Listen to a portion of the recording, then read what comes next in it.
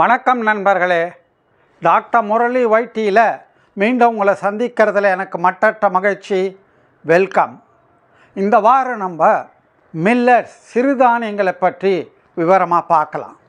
இந்த வீடியோவில் ஒன்று, சிறுதானியங்கள் அரிசி கோதுமையை விட வசதியா சுப்பீரியரா அப்படின்றத பார்க்கலாம். 2, இந்த சிறுதானியங்களானது நமக்கு சர்க்கரையை நல்லபடியாக குறைக்குமா. 3, சிறுதானியங்கள்லாம் ஒரு சூப்பர் ஃபுட்டுன்றாங்களே, சஞ்சீவினின்றாங்களே, ஒரு சகல ரோக நிவாரணின்றாங்களே, அது உண்மையா அல்லது அது சும்மா ஹைப்பா புஷ்வானமா. 4, இந்த சிறுதானியங்கள்னால என்ன ஹெல்த் பெனிஃபிட்ஸ் இருக்குது, ஆரோக்கிய நன்மைகள் நலன்கள். 5, சிறுதானியங்களை எப்படி சமைச்சு சாப்பிடணும், எப்படி வாங்கணும். 6, இந்த சிறுதானியங்கள் நிறைய இருக்கிறதுல எந்த சிறுதானியம் பெஸ்ட்டு அப்படின்னு ஆராய்ச்சி நடந்து வின்னர் யாருன்றதை கடைசியில் அனௌன்ஸ் பண்ணலாம். பாருங்க, வீடியோக்குள்ளே போகலாம்.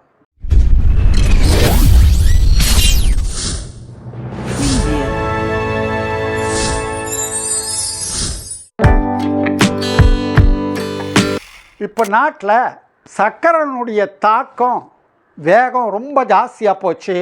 அதனால் எதை தின்னா பித்தந்தளின்னு அலையிறவங்க எல்லாரும் சிறுதானியம் பக்கம் ஒதுங்குறாங்க. சிறுதானியத்தினுடைய இந்த மில்லட்ஸினுடைய மோகம் ஜாஸ்தியாக போச்சு. மில்லட்டினுடைய ரகசியத்தை சொல்லட்டுமா என்று இந்த வீடியோவில் பார்க்கலாம்.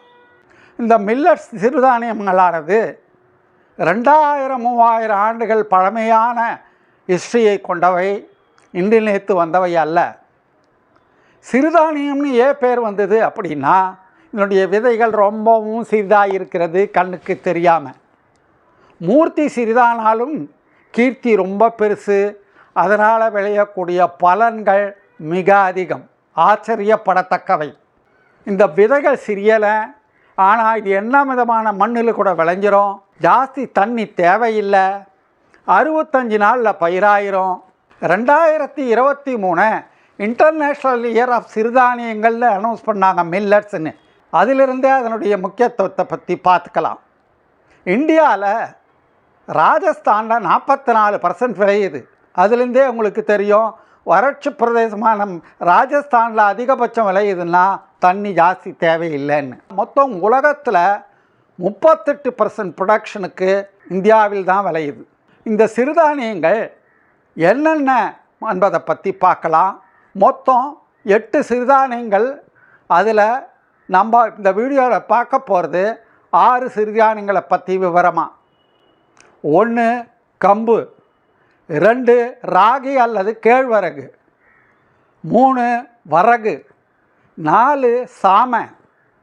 5, தெனை. 6, குதிரவாளி. 7, பனிவரகு. 8, சோர்க்கம்ன்ற சோளம். முதல்ல 6 நம்ம விவரமாக இந்த வீடியோவில் பார்க்கலாம். இந்த காணொளி உங்களுக்கு பிடிக்கும் என்று நினைக்கிறேன். லைக் பண்ணுங்கள், சப்ஸ்கிரைப் பண்ணுங்கள், பக்கத்தில் இருக்கிற பெல் பட்டனை அழுத்தி ஆலை டிக் பண்ணுங்கள். அப்போ தான் எல்லா நோட்டிஃபிகேஷன் உங்களுக்கு உடனுக்குடனே வந்து சேரும். ஷேர் பண்ணுங்கள். இப்போ சொன்ன 8 சிறுதானியங்களில் இந்த கம்பு ராகியும் ஆப்பிரிக்காவில் பூர்வீகமாக கொண்டது. அடுத்தது இந்த வரகும் சாமையும் இந்தியா பூர்வீகம். தெனையும் குதிரவாளியும் சீனா பூர்வீகம். குதிரவாளி இந்தியாவிலையும் உண்டு.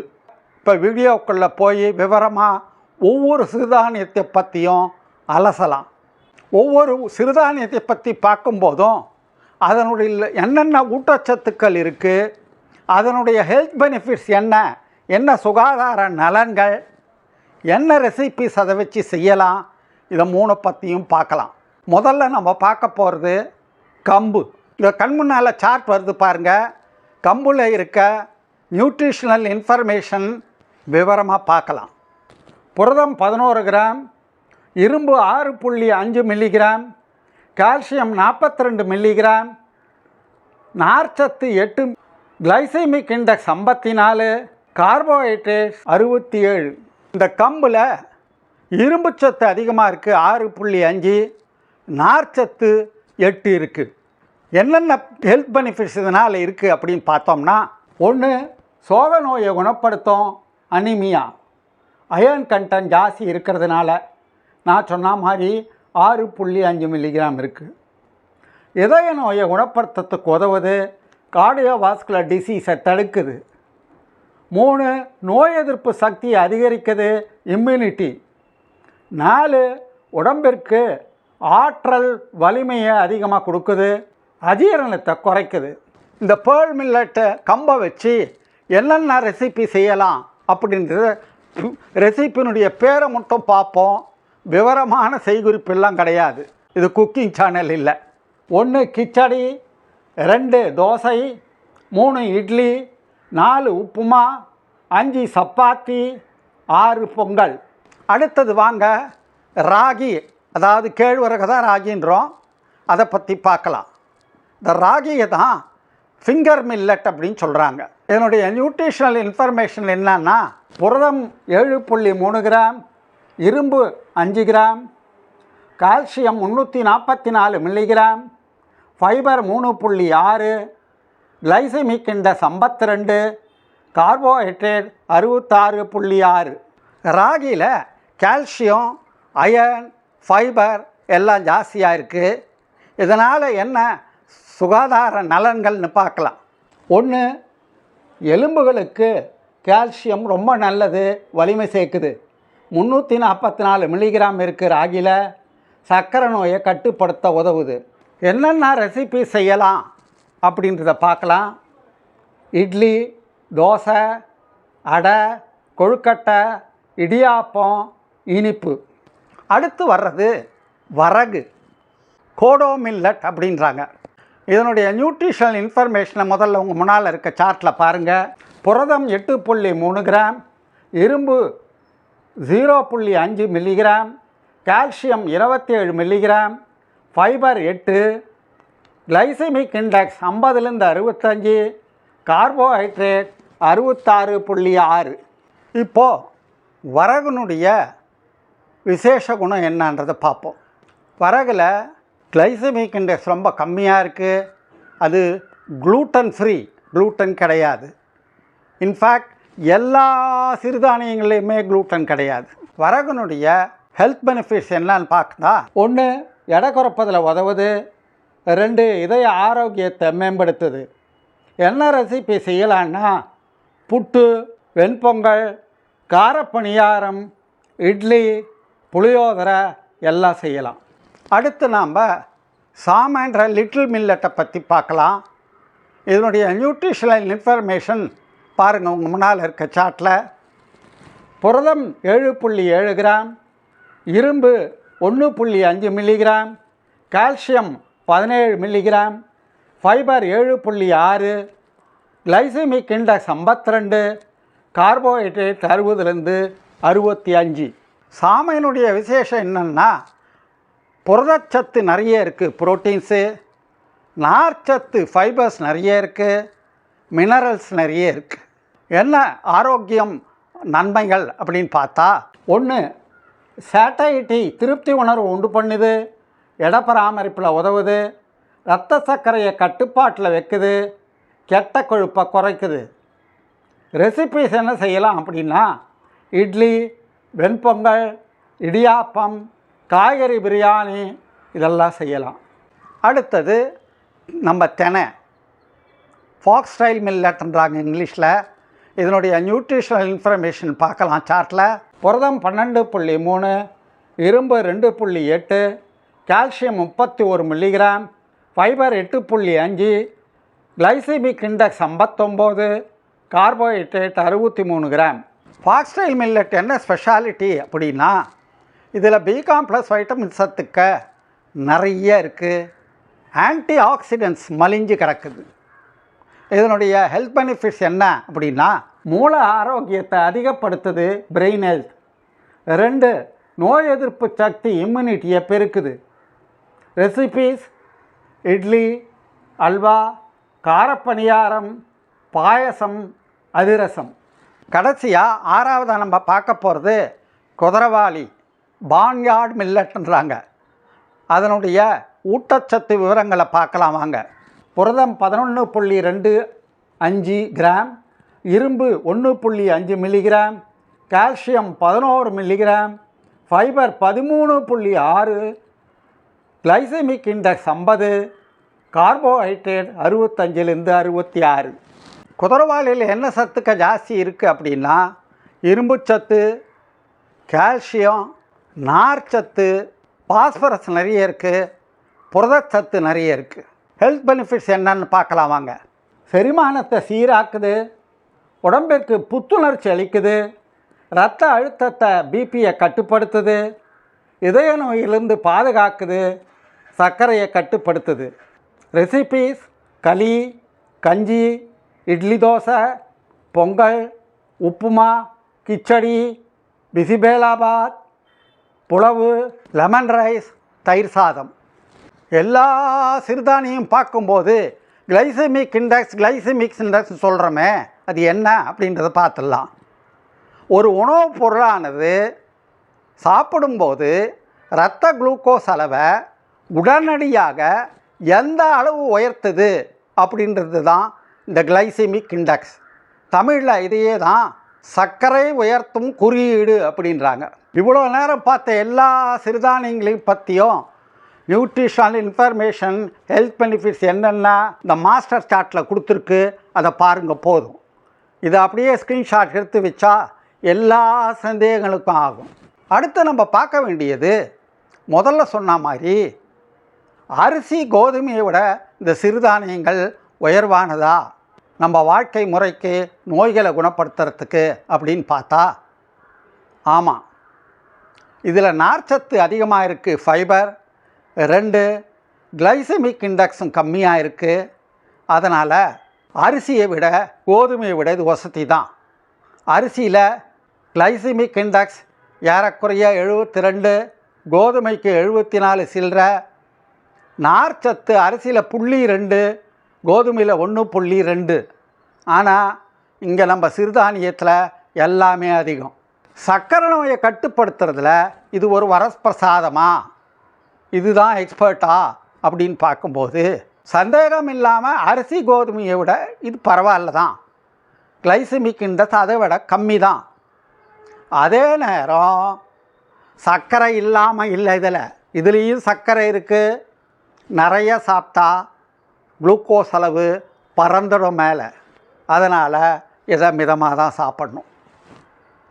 எப்படி இது சர்க்கரையை கண்ட்ரோல் பண்ணுதுன்னா, நம்பர் 1 குறைந்த கிளைசெமிக் இண்டெக்ஸினால், 2 நார்ச்சத்து அதிகமாக இருக்கிறதுனால இது குளுக்கோஸ் அப்சார்ப்ஷனை ஸ்லோ பண்ணுது, கூடயே இன்சுலின் சென்சிட்டிவிட்டியை அதிகம் பண்ணுது.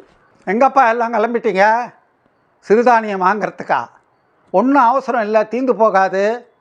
நம்ம மக்கள்லாம் பர்கர், பிஸ்தா, ஐஸ்கிரீம் இதெல்லாம் தான் வாங்குவாங்க.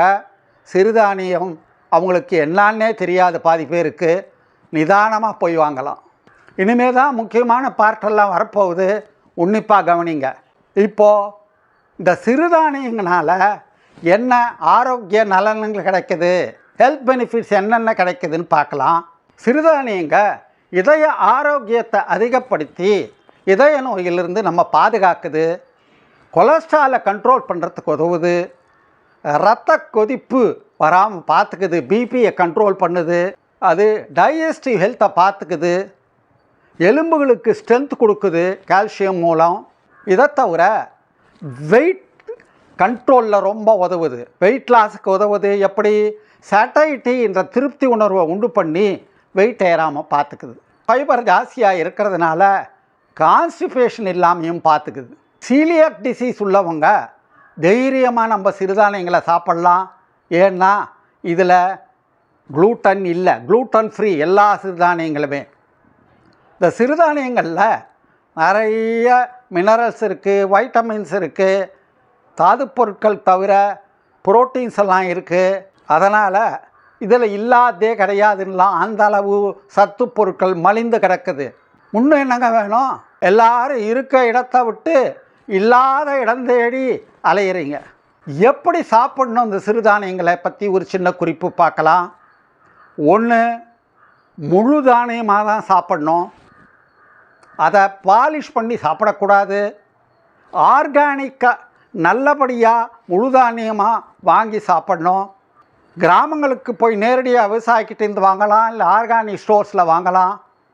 இதை அரைச்சி மாவாக சாப்பிடக்கூடாது.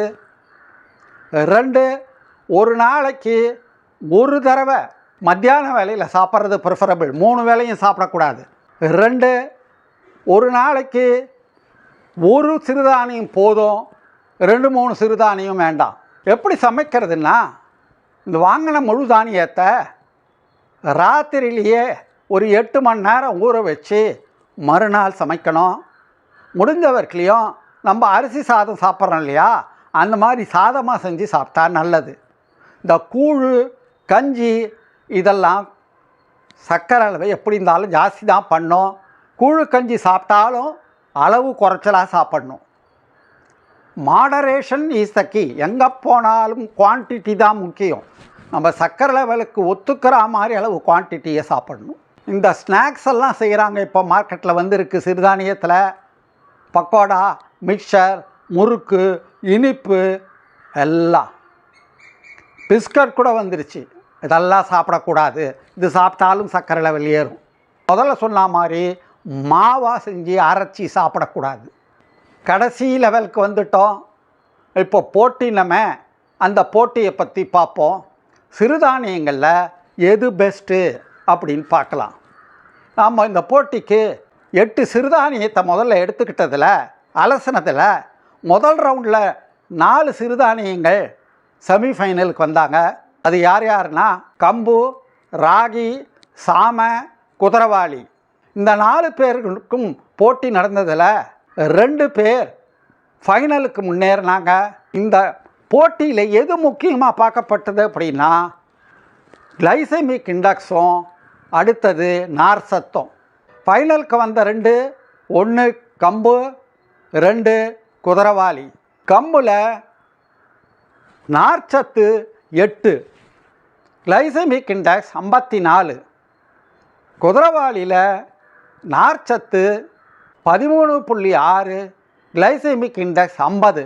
அதனால் இந்த போட்டியில் இந்த கம்பு பாவம் எம்பி முன்னால் வர்றதுக்குள்ளே நம்ம குதிரவாளியானது 4 கால் பாய்ச்சலில் குதிரை மாதிரி முன்னேறி ஜெயிச்சிருச்சு. அப்சல்யூட் வின்னர் குதிரவாளி தான். சிறுதானியங்க ஒரு மருந்து இல்லை, அது ஒரு நோய் மேனேஜ்மெண்ட்டில் உதவுற ஒரு துணைவன் தான். சிறுதானியங்க இறைவன் இயற்கை நமக்கு அளித்த ஒரு பெரும் மானியம். அதனால் முதல்ல சொன்ன ரெஸ்ட்ரிக்ஷன்ஸ் அட்வைஸ்லாம் மனத்தில் கொண்டு கரெக்டான குவான்டிட்டியில் தேவையான சிறுதானியங்களை தேர்வு செஞ்சு நாம் நோய்களை வெல்லுவோம், வாழ்வாங்கு வாழ்வோம். உங்கள் கமெண்ட்ஸை, சஜஷன்ஸை, கிரிட்டிசிசத்தை, டவுட்ஸை கீழே இருக்க கமெண்ட் பாக்ஸில் ட்ராப் பண்ணுங்கள். உங்களை பொறுத்தவரை எந்த சிறுதானியம் பெஸ்ட்டு அப்படின்றத கமெண்ட்ஸில் போடுங்க. மக்கள் தீர்ப்பே மகேசன் தீர்ப்புன்றது உங்கள் தீர்ப்பு தான் சுப்ரீம் கோர்ட் தீர்ப்பு. அதனால் உங்களுக்கு எது பெஸ்ட்டுன்னு தோணுதுன்றதை பார்க்கலாம். இந்த காணொளி உங்களுக்கு பிடித்திருக்கும் என்று நினைக்கிறேன். லைக் பண்ணுங்கள், சப்ஸ்கிரைப் பண்ணுங்கள், பக்கத்தில் இருக்கிற பெல் பட்டனை அழுத்தி ஆலை டிக் பண்ணுங்கள். அப்போ தான் எல்லா நோட்டிஃபிகேஷன் உங்களுக்கு உடனுக்குடனே வந்து சேரும். ஷேர் பண்ணுங்கள். அடுத்த வாரம் ஒரு இன்ட்ரெஸ்டிங் டாப்பிக்கோடு மீண்டும் உங்களை சந்திக்கிறேன். பாய்.